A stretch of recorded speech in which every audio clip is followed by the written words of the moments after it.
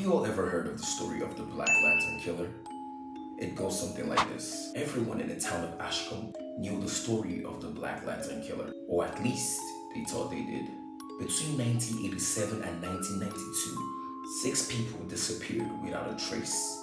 No bodies, no murder weapons, and no witnesses. The only thing ever found was an old black lantern polished so clean it reflected the victim's face like a mirror. The newspaper called him a monster. The police called him a ghost. Everyone else simply said he got lucky. For 30 years, nobody knew his name until one man took his case. Detective Samuel Briggs. Now Samuel had never let a killer escape. He lived by the slogan which says, "The truth doesn't hide, it only waits for Samuel Briggs." Quite confident. Without hesitation, he reopened the Black Lantern case. Days turned into weeks, weeks turned into years. Now Samuel spent half of his career chasing a man who seemed impossible to catch. Little did he know, the man he was hunting became practically invincible. Every lead ended the same way. Nothing. No fingerprints, no DNA, no motives.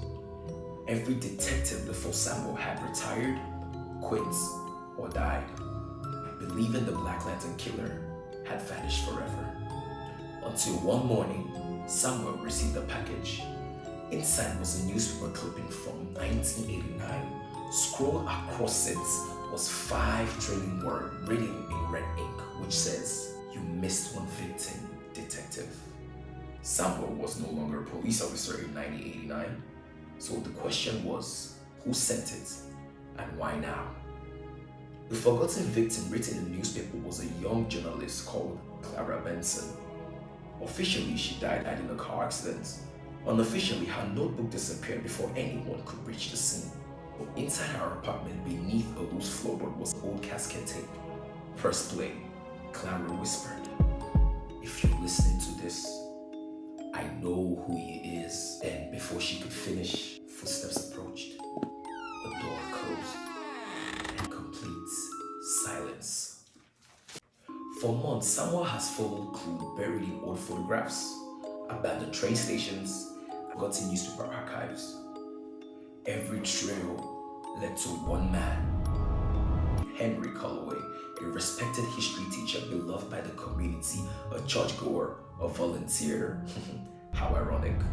The last person anyone would ever suspect. Nobody would ever believe Samuel. Instead, people would laugh. Henry? Impossible! Even Samuel began to question himself. Until one night, he searched Henry's basement. Hidden behind shelves of history books stood 6 perfectly polished black lanterns. Henry, on the other hand, didn't panic. He simply smiled. As the officer placed Henry in handcuffs, he looked at Samuel and said, "I was wondering when someone smart enough would arrive." Samuel finally had him. Or so he thought. The trial collapsed. A technical mistake in the search warrant made every piece of evidence inadmissible. In other words, unuseful. The lantern couldn't be used. The casket tape couldn't be verified. Henry walked free. Outside the courtroom, he stopped, turned around to Samuel, looked him straight in the eyes, and said, "Solving a crime and delivering justice are not always the same thing." I am the voice of success. Follow me for more videos like this.